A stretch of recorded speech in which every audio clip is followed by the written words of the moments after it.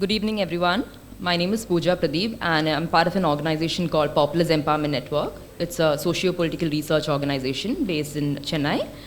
We have also developed our own Kalaignar font, which is very lovingly called the Kalai 100 font, and I'm here to present to you about it. So I'm going to start with why we decided to do the Kalai 100 font. So traditionally, Tamil was written on palm leaves, bound together as manuscript, and it had a very linear, curvilinear arrangement of letters. So even Kalaignar's handwriting, what we have noticed, is very curved in nature.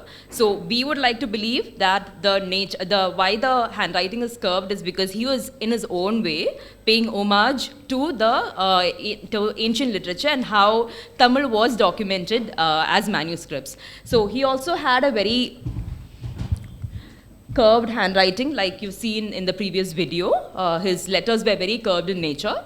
So we think that is, at least we would like to believe that's why the letters were very curved in nature as opposed to him having straight lines in his ligature.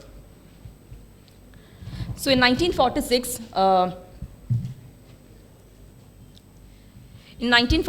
Kalaignar wrote and acted in the play called Thukumedai, and having watched this play is when M.R. Radha conferred the title of Kalaignar upon him. So Kalai 100 mainly draws its inspiration from that time period, from the 1940s, when he was in his 20s. So whatever we have done, whatever the Kalai font that we have developed is from his early period when he was an artist first and less of a statesman. So here you can see the letter that he wrote to his dear friend Tennin, and most of the ligature in Kalai 100 font was developed from this letter and many other letters during many of his writings during that time period.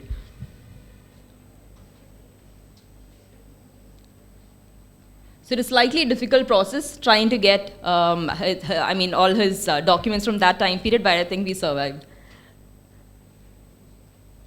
So I call upon Tharique Azeez, who is the font engineer for this project, to explain about the technicalities of the font.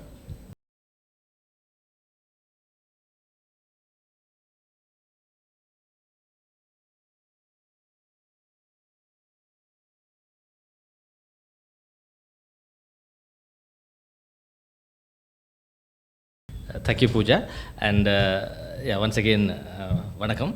And the idea here is Sriram was working as the designer, drawing the fonts, the glyphs and all. So I wanted to ensure that the spacing and the open type engineering, and also some typographical magic, which is you may have seen later in that we have put a lot of Easter eggs in between. You can evoke those things when you use the font. So I don't want to go into detail that. So let's say these are that we have talking about all these things for a long time. Like today also Muthiah Master was talking about the specific features and all. So those are the features that we have embedded, and it's a very important thing that I really want to emphasize is, we are trying to recreate a handwriting, so which we need to mimic the handwriting, so that we actually using the idea of, say, if you have repeating the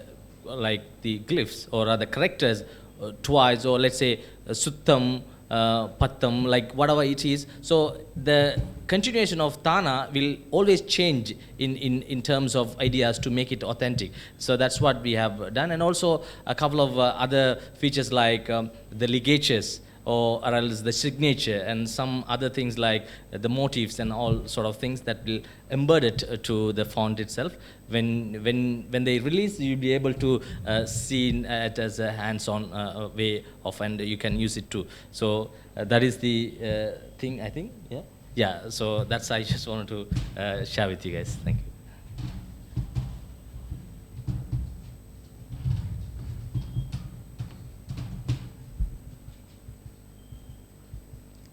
So we've done an analysis of the existing Tamil fonts as well.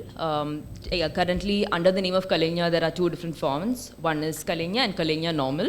And we have analyzed, and actually Tharique has analyzed, and we have found that these are just another Sans Tamil font, and there's nothing really different about it.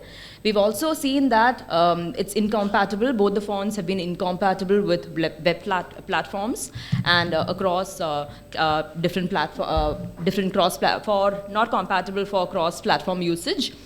With poor encoding. We've also seen that it has got poor and inconsistent drawings, which makes it unsuitable for web applications and for professional use. We've also seen that it's got limited usability for comprehensive writing and communication purposes.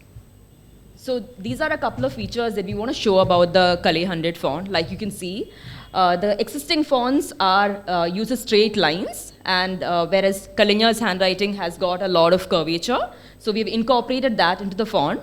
One of the things that I wanted to mention is that our font is not an exact replica of Kalaignar's handwriting, but instead it's a mere adaptation of it. So wherever possible, we have tried to keep it as original to Kalaignar's handwriting, but definitely Sriram has tried to incorporate his own design sense into it. So it's not a mere adaptation. We've all given you handouts as well, so you can probably go through it. The printout is entirely done in Kalai 100 font. So each of the letters, you can probably see how curved it is with respect to how curved each of the letters are when compared to any of the other fonts that you have. So here you can see how rounded the letters are. And you've got swashes. One of the things that Kalaignar's handwriting is how stylish it is, and it uses a lot of swashes. So swashes are so that is a swash on the right end that you can see. It's got,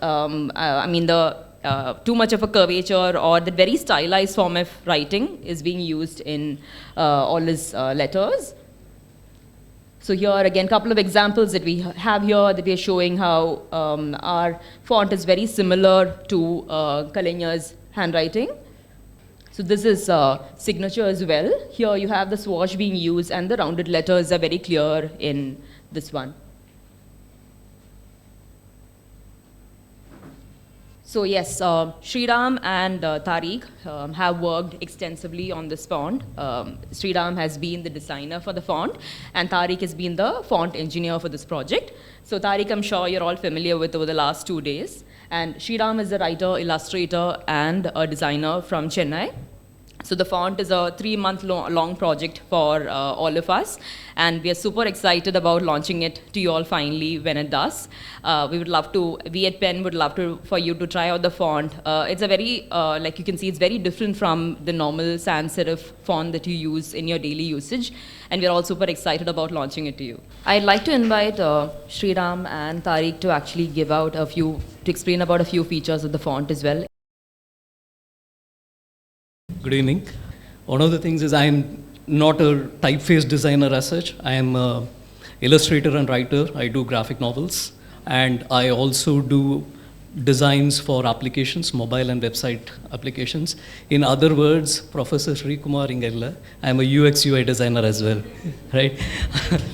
But for me, in the design whatever I do, what are the projects I do, the process is the same.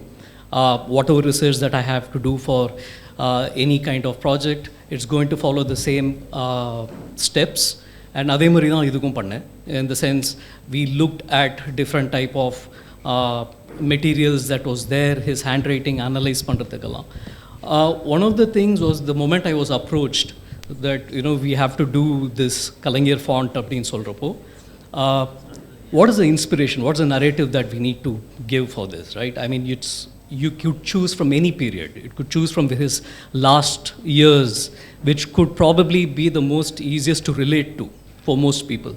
But after a lot of discussion, we decided that avarku eppo and the Kalaignar and the per vanduchu, we will have to emphasize that on the period.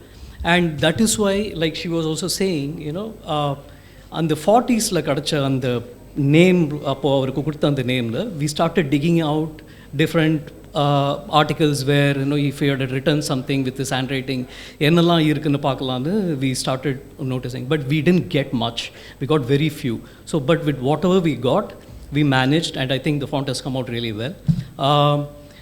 Like even Tharique was saying, the same handwriting, within a single word or single line, every alphabet or a glyph can be different. Even though what we did was we took about 5 or 6 kana and then 5 or 6 mana, everything. How can we get the character of the whole handwriting? That is what we did. That was the biggest challenge, and we managed to do that well. I followed his all those writings that you see, that I was trying to replicate it, to get the flow of it, get the feel of it, and we used this pretty much the same pen that he was using. We got it and we thought, okay, we'll just experiment with different things to see how it will come out on various papers, right?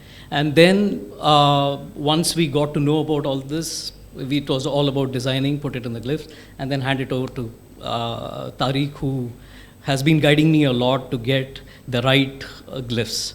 So it has been a super exciting project. Like I said, to do for someone who's so popular and who's lived long, and we wanted to honor his legacy, right? He's been phenomenal to our culture. So that was something that we wanted, is very close to our heart, and we wanted to show that our respect in that way.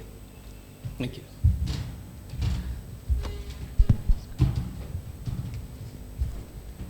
Yes, as I said, that we have like embedded or infused a couple of different types of Easter eggs, which you can actually, when you use it, you can feel it. Like for example, if I can give you, let's say you want to draw an arrow. So you put a hyphen and the greater the sign, then it will turn into an arrow. And I hope that those kind of things are there, a lot of things are there, so it's better that you experience it in a way. So I think it's when the release is on, they will be able to get in your hands and work on that. And it was a great pleasure working with the team, Anant and Pooja and Sriram and also Leo and other people, and wonderful to work with them, and it was a great time. And so I just wanted to share my happiness here. So thank you very much for the things. Okay.